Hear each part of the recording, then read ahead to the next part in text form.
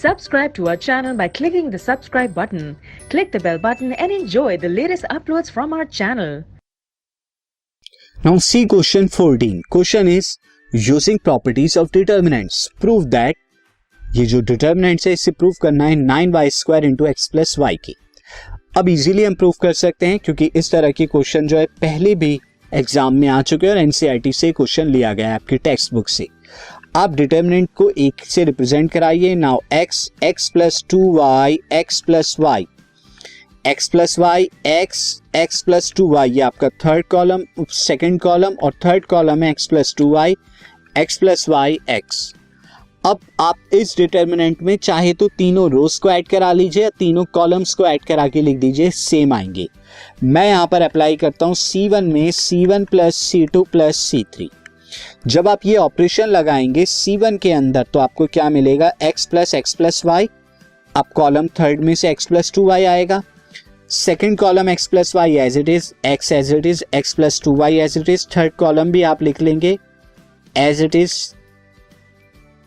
Now अब देखिए first column x plus 2y plus x plus y.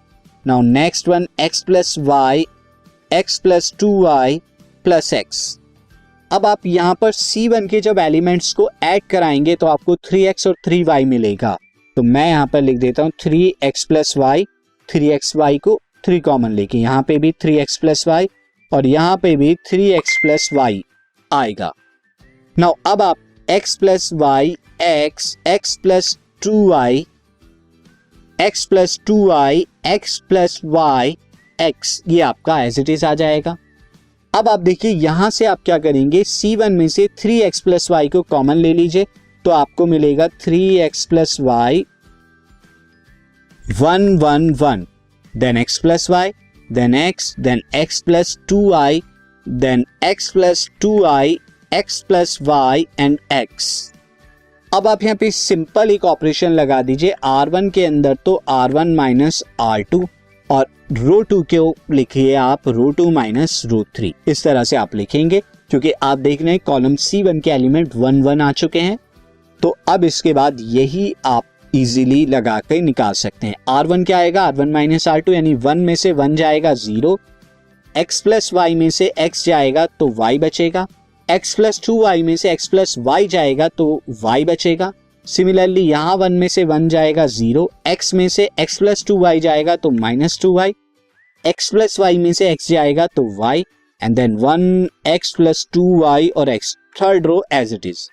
अब आप देख सकते हैं R1 और R2 से y कॉमन आ सकता है तो आप 2 बार y कॉमन लेंगे, एक R1 से एक R2 से.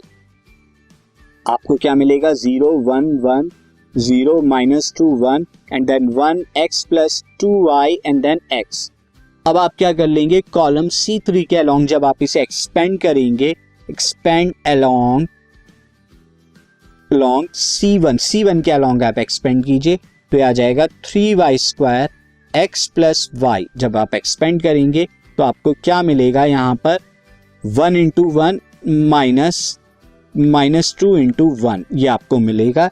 And finally this will be 3y² x plus y. ये कितना आ जाएगा, -2 माइनस प्लस तो ये आ जाएगा 3 एंड ये finally 9y² x plus Y. और यही आपको राइट हैंड साइड थी जो आपको प्रूफ करनी थी.